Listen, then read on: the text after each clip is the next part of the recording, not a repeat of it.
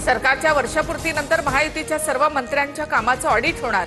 तुर्तास गुजरातप्रमाणे मंत्रिमंडळ बदलाचा निर्णय नाही, सूत्रांची माहिती। महायुतीच्या 54 आमदारांना प्रत्येकी 5 कोटींचा निधी, विकास कामांसाठी 270 कोटींचा निधी मंजूर। यामध्ये 37 भाजपचे, राष्ट्रवादीचे 10, शिवसेनेच्या 5 आणि इतर 2 आमदारांचा समावेश। आमदारांना दिलेला 5 कोटी विकास निधी नसून लाच आहे, यातून कमिशनबाजी होईल। पाठिंबा देणाऱ्यांनाच निधी देणं सुरू, संजय राऊतांचा आरोप।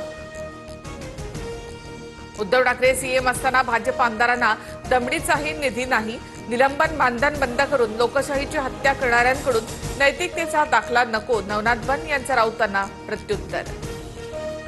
स्थानिक स्वराज्य संस्थेच्या निवडणुका स्वबळावर लढायला पाहिजेत, चेन्नीथला यांच्यासमोर मी माझी भूमिका मांडली, पक्ष जो निर्णय घेईल तो मान्य करू, भाई जगताप यांची प्रतिक्रिया।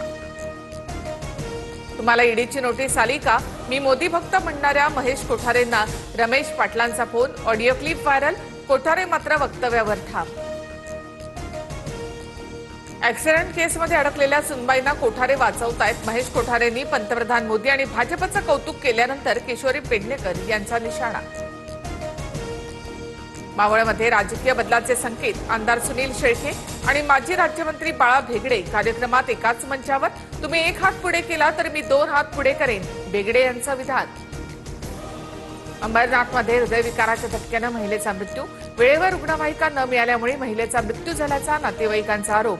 सिव्हिल सर्जन कैलास पवार प्रकरणाची चौकशी करणार।